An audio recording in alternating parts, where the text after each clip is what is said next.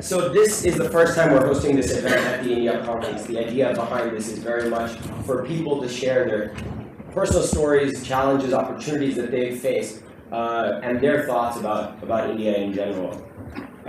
We have 4 great speakers with us today. We have Anita Dongre, Pramad Sinha, Dr. Ananda Shankar Jayant, and Vikas Khanna. Have Dr. Ananda Shankar Jayant, celebrated as one of India's most eminent and renowned classical dancers, choreographers, and dance scholars. Ananda was conferred with the Padma Shri in 2007. Oh, wow. Good for you. Can you speak louder? Your mic is not on. Mic's too far. As the artistic director of Shankarananda Kalakshetra, Ananda leads an acclaimed ensemble of Bharatanatyam artists. A TED Talk on adjusted cancer has been ranked as one of 12 incredible TED Talks on the subject worldwide. Dr.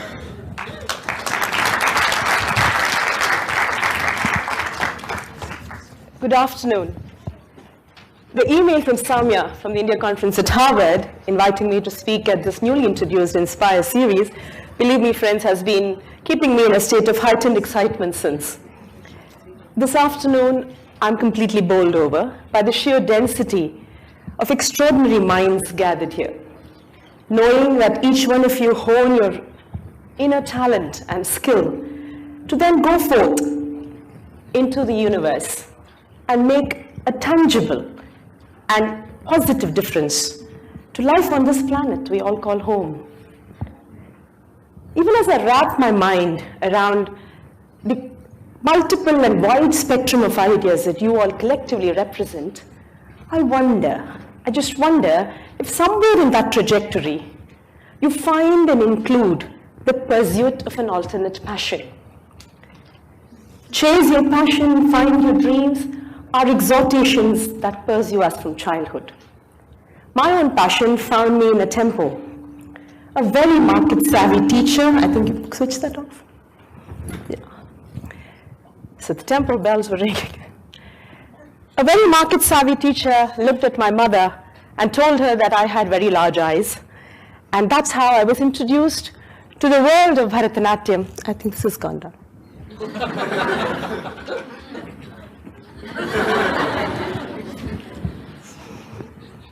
Yeah.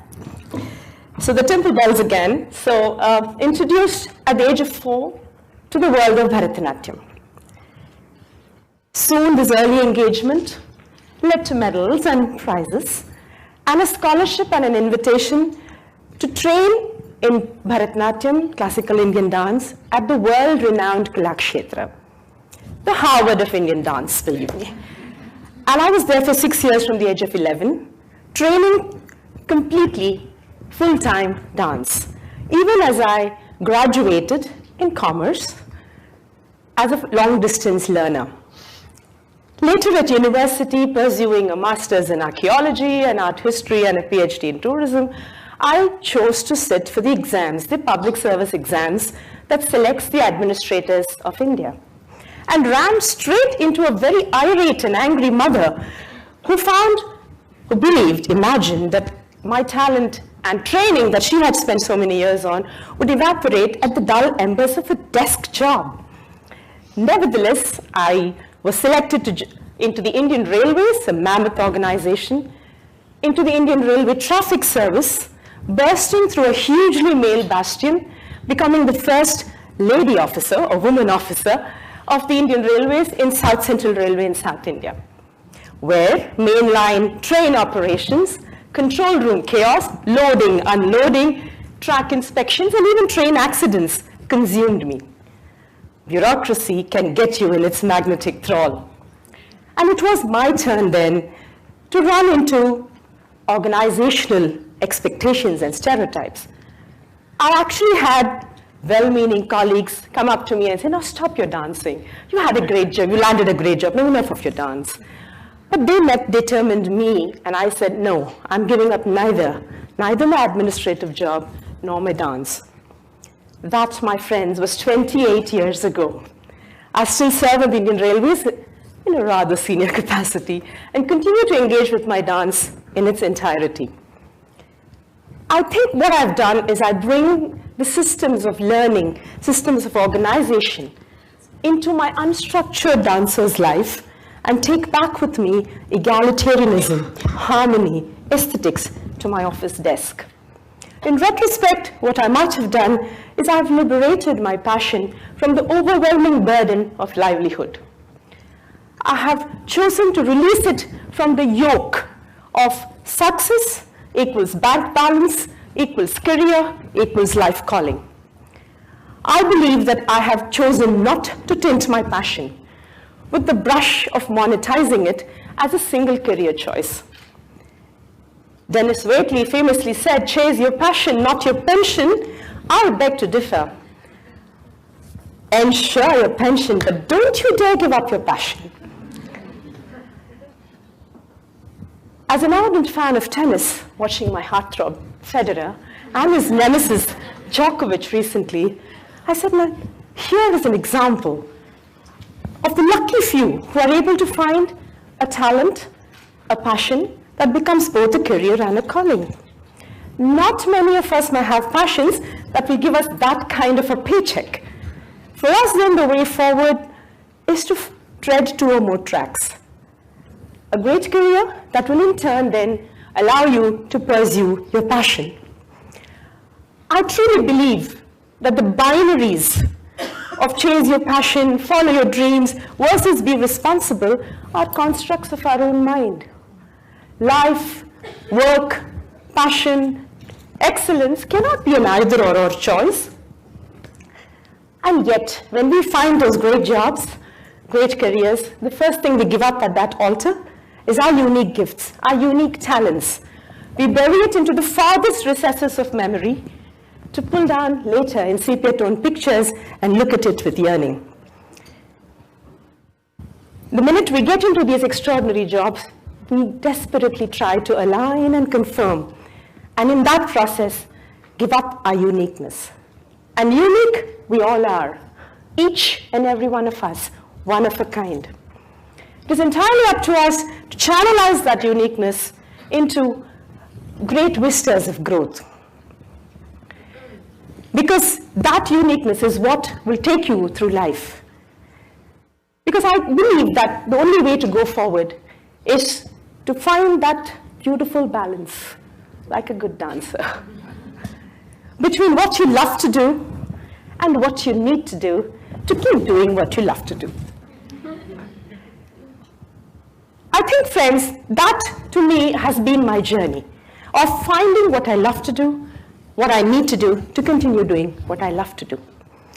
I think that, the whole process of how we have gone through life has been trying to find that incredible balance. Like a good relationship, it's marrying your outer world with your inner world. It's finding bridges between what nourishes your families, what nourishes you, and what nurtures your soul. The inner canvas that will find color so that it will provide traction to your outer world. And that outer world, in turn, will oil the engines of your dreams. Because I believe that nurturing a passion, nurturing your talent, your uniqueness, is what will help you step up from the mundane and the routine, providing you with extraordinary focus, giving you that extraordinary focus of life, which embellishes your career even as it enriches your core. Because this gift of talent that you will find as your own will become the ignition key to a great life, providing you with purpose and a sense of understanding who you are and your place, the way you inhabit. Because this passion awakens childlike curiosity that extends the learning paradigm, from whence comes forth the ripple effect of inspiration. And inspiration causes you great leaps of faith to invention and innovation. Because this is the big mo, the momentum of your life. Talent equals passion, equals energy, equals excellence, equals life. Because this kind of a passion informs you, influences you in everything you do. Because you owe it to yourself. Because it's eminently possible and entirely desirable to have both a fulfilling career and a soul-satisfying passion. As you buttress your dreams and go on to strengthen your core competency in the search of a great career and a job, what will become your core strength, friends, is this innate calling. This core strength fuels courage, pulverizes obstacles, and makes you fearless. It is this core strength that will show you the pathway for comebacks from setbacks, as it did with me in my life's greatest challenge, a tryst with cancer, 7 years ago. And during that journey, what helped me come back, what held me by my hand and helped me ride it out, was my passion dance, which I had nurtured many years ago. Because, my friends, the business of life is to challenge us. And therein lies our greatest learning. And during these times of challenge, what helps us in going forth is this innate calling, gift, unique talent, skill, passion, whatever word you want to use. Is this talent that becomes a superconductor that will tap into the powers of the creative energies of the universe. Because this talent, this unique talent, is completely full of positive energy, full of life-giving energy, and is all yours to create and command. All you need to do is exercise the choice to choose. So should we not pull out those sepia tone pictures, yellowing at the edges, and translate them into life-giving passions, life-giving energy, so that it informs the way of your life? Because much as we believe you're all immortal, that exit door and exit date is already happening for all of us. You all will go out from that door.